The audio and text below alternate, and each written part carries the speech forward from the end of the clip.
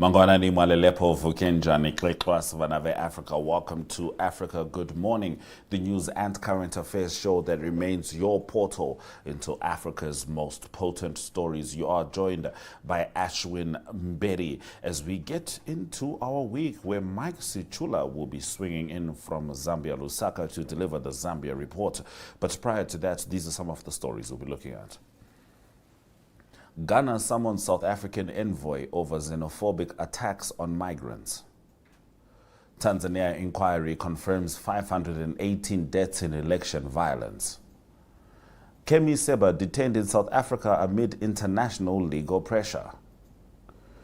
William Ruto faces backlash after remarks on Nigerian English. And Eswatini marks King Mswati III's 40-year reign amid mixed reactions. DSTV 285, GOTV 25, oneup2.com, Network Media Hub, and NTVAFRIKA.MY.NA are precisely where you can watch the show. My name is Ashwin Mberi. Top stories shortly.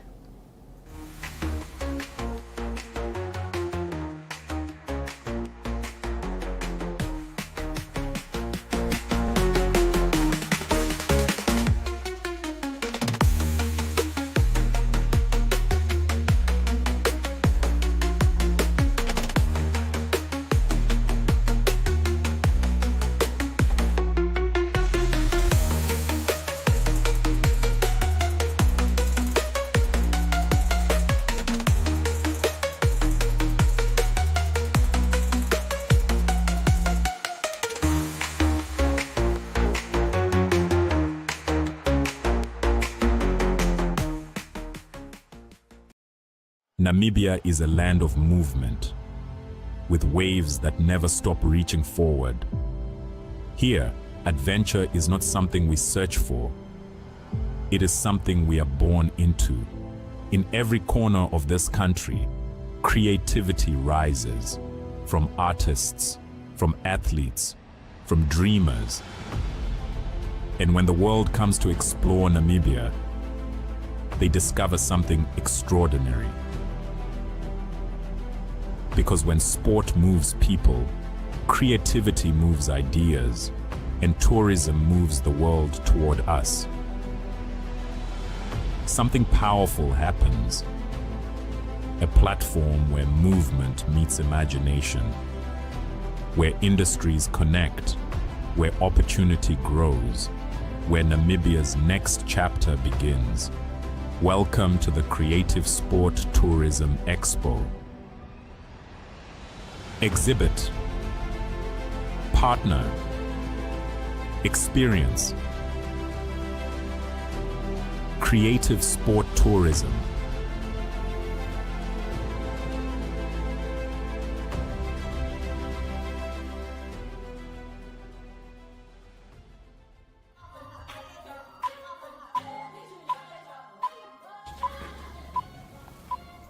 Let's get into our top stories. Ghana summoned South Africa's top envoy following reported acts of intimidation and harassment against its citizens and other African migrants in South Africa. The move follows circulation of video clips online showing vigilante groups confronting and attacking individuals they suspected to be in the country illegally, including a Ghanaian man questioned over his legal status. Xenophobia has long been a recurring issue in South Africa, occasionally escalating into deadly violence. Ghanaian officials confirmed they had met the man featured in the footage and extended support while urging their nationals abroad to remain law-abiding. Nigeria has also advised its citizens in South Africa to exercise caution after protests in cities such as Cape Town, Durban, and East London turned violent, involving looting, property damage, and injuries. Ghana's Foreign Affairs Ministry formally protested to Acting High Commissioner Thando Dalamba, citing incidents that undermine dignity and rights. South African officials, including Ronald Lamola and Feroz Kachalia, have condemned the actions and pledged the investigation into the incidents. Now, Ghana's Foreign Minister Samuel Okudzeto Ablakwa had a speech and he said, "I do hope this will be the last round of xenophobic attacks that we'll be seeing in South Africa." Here he is in his own words. We continue to believe in Pan-Africanism and we continue to believe that it is only when Africa unites that Africa's full potential will be realized, as our founder, the Osagefo Dr. Kwame Nkrumah, said.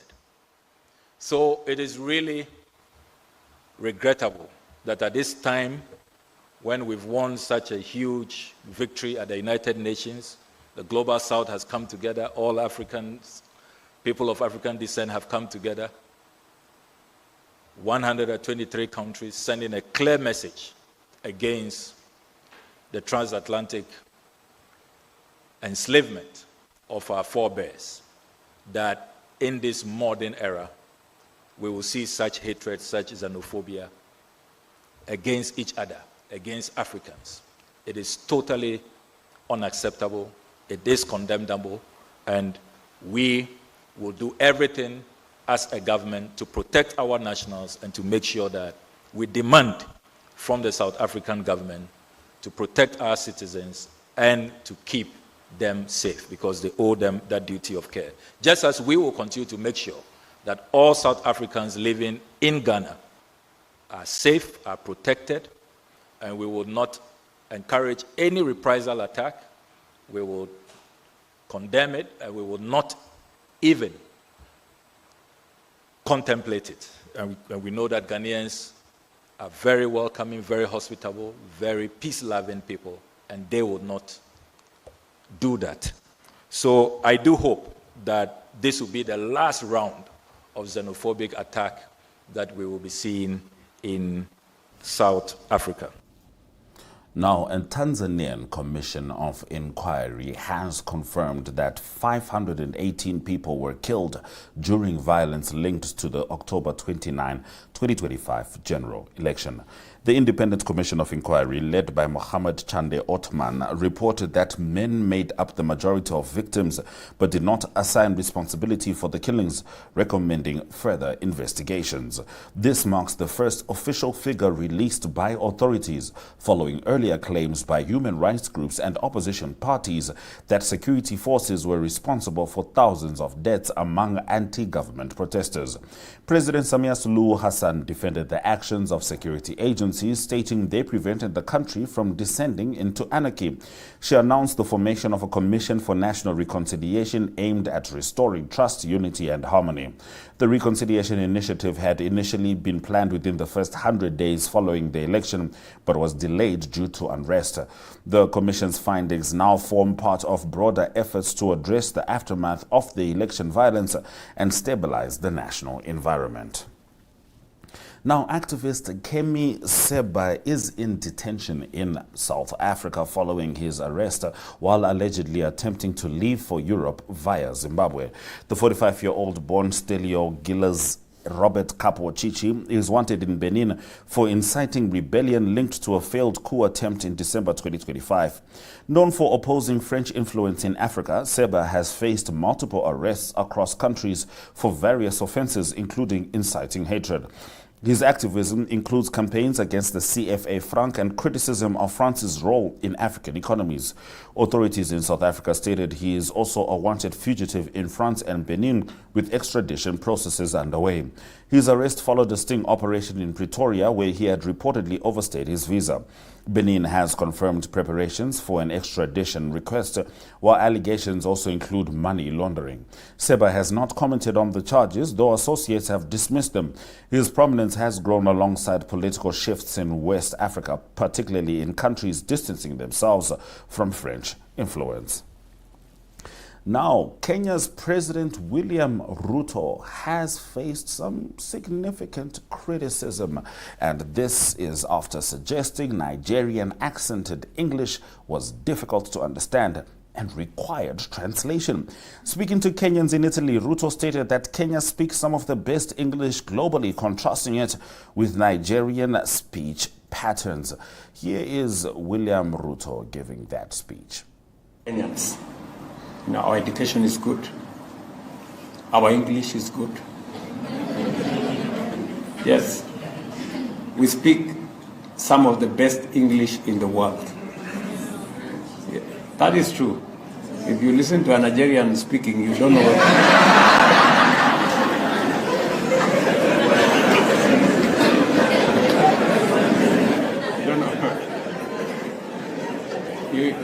you need a translator, even when they are speaking English, Ama. So we've some of the best human capital anywhere in the world, and we just need to sharpen it with more training. Now, his comments understandably triggered backlash on social media, with critics accusing him of demeaning a fellow African nation. Zimbabwean journalist Hopo Chinono responded that English is a colonial language and not a measure of intelligence or progress. Both Kenya and Nigeria use English as an official language, shaped by distinct linguistic influences from indigenous languages, including Nigeria's more than 500 languages and Kenya's Bantu, Nilotic, and Cushitic mix. Now, Ruto defended Kenya's education system, attributing strong English proficiency to it, while his remarks drew laughter during the address. Critics, including former Nigerian Senator Shehu Sani, highlighted Nigeria's literary achievements, referencing Wole Soyinka, Chinua Achebe, and Chimamanda Ngozi Adichie.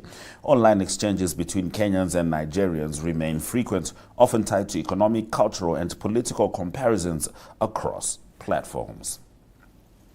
Why can't we all just get along? Now, in the last of our top stories, Eswatini celebrated King Mswati III's 40 years on the throne with large public festivities, including marching bands, choirs, and national displays of pride. The monarch, who also marked his 58th birthday, addressed crowds urging unity and national resilience. Supporters praised his leadership, citing developments such as free schooling introduced in 2022 and mobile clinics launched the following year. Now, citizens like Shabusi Swasibambo highlighted pride in cultural identity, while others credited agricultural support programs for improved livelihoods. However, critics pointed to the king's lavish lifestyle, including spending on royal upkeep, as a burden on a population where a significant portion lives below the poverty line. Government allocations, including an additional $3 million this month, have intensified scrutiny. Past protests in 2021 reflected frustrations over inequality and were met with force. Opposition leader Wandile Dludlu criticized what he described as wasteful spending, raising concerns over poverty, inequality, and health challenges in Eswatini. Those have been our top stories on Africa Good Morning. After the break, Mike Sichula is going to be joining us as he is in Lusaka, Zambia, telling us what's happening that side, particularly the story that has been all over social media, all over TV, and all sorts of traditional media. Edgar Lungu died last year in June. He has not been buried. The saga continues. Mike Sichula with the details after the weather.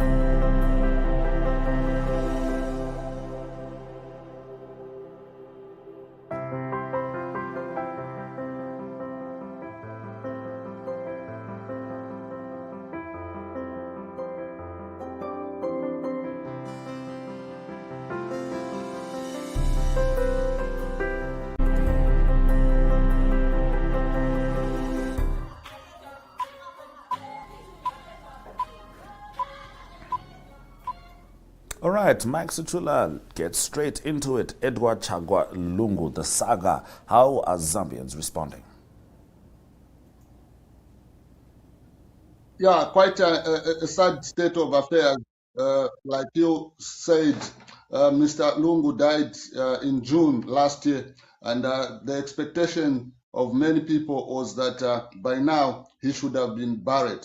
However, the story has remained saddening, and it has divided the nation, where some are saying he must be buried in Zambia, then others are saying let the government of Zambia allow the Lungu family to do what they want to do in terms of burying their beloved husband, father, uncle, and in South Africa.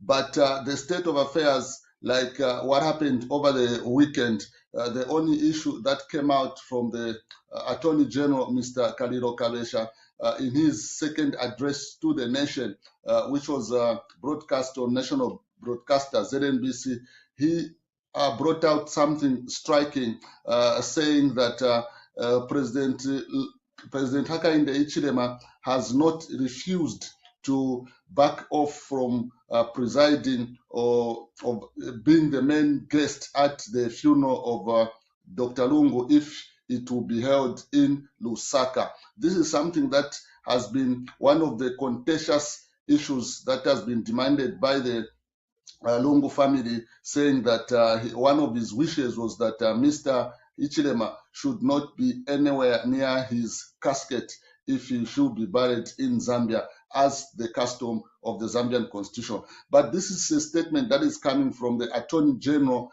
and most people are still doubtful if really the president has now decided to say, okay, let me stay away from the funeral, as the family is demanding. This is a statement, again, instead of it being welcomed by many Zambians, it has again attracted division from many players. Some of them are saying, unless if it is said by Mr. Hakainde Hichilema himself and not through his Attorney General. So, and also the Lungu family has not responded to the second statement issued by the Attorney General, which brought out the aspect that Mr. Hakainde Hichilema is ready to stay away from the funeral. They have not responded to that, and we are hoping that maybe this week they are likely going to respond. And if they respond, maybe in the background, discussions are going to start so that Zambians can be told as to when exactly the remains of Mr. Lungu can be repatriated and buried in Zambia. So that is the state of affairs. But all in all, the delay to bury Mr. Lungu has divided the nation.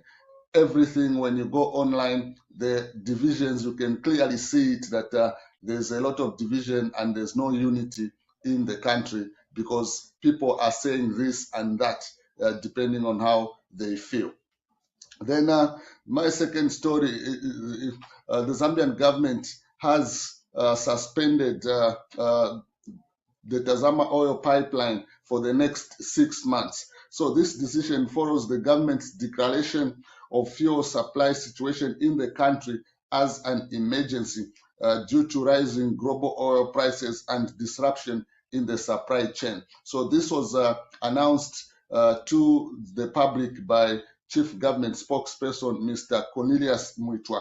He says the suspension will run from April to September 2026. Then the integration of the rehabilitation and upgrade of the existing Tazama pipeline into the new Tazama multi-purpose pipeline is expected to be the many core business that will be happening behind the scene following this suspension. Then he also indicated that this decision was agreed upon between Zambia and Tanzania to ensure a stable supply of petroleum products in Zambia. So people are hoping that with this suspension, the supply chain of fuel is not going to be affected, because the Tazama pipeline was established during the first republic of Dr. Kenneth Kaunda. Then in my third story, the move, the Zambian government has finally lifted a ban on night traveling for public service buses. So this was imposed during the reign of the Patriotic Front administration. So the background to this is that the country experienced a number of fatal traffic accidents, which were mainly occurring involving public service buses. So because of that, there was a demand by many stakeholders that there should be a ban of public service buses moving at night. So now this has been lifted. According to the minister in the picture there, Mr. Frank Tahari, the Minister of Transport and Logistics, he says the move has been made possible because of notable improvements in the country in terms of road infrastructure. So the government has stated that authorities will implement enhanced road safety measures aimed at minimizing accidents following the reintroduction of night ban, night traveling for long distance operators. So the measure will also include stiff enforcement of speed limits and globe GPS to monitor vehicle movements. So stakeholders again are hoping that what caused the ban should not be repeated once this ban has been lifted.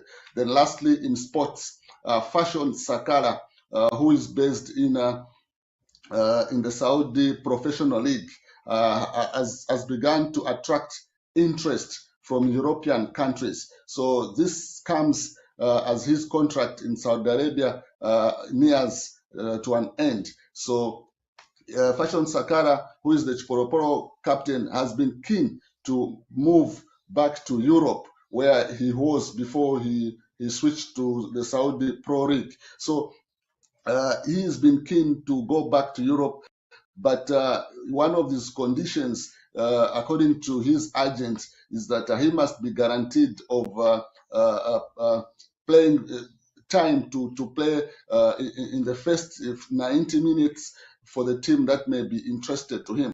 Details as to where he's going, those details have not been availed, but what they have just indicated is that he has attracted a lot of interest from European countries. That's all I had from the Zambia Report. This is Mike Sichula. Africa, good morning to our dear viewers. Many thanks, Mr. Sichula, for delivering that very comprehensive Zambia report. And of course, should anything transpire within the week, we will be looking forward to getting an update on all those stories, but particularly on the Edgar Lungu story. For now, this is still Africa Good Morning. Let's have a look at the economic indicators as we say goodbye on DSTV 285, GOTV 25, 1up2.com, NTVAFRIKA.MY.NA. My name is Ashwin Berry. Tomorrow is the Zimbabwe Report with Talent Gore and, of course, the stories from broader Africa. Eswatini.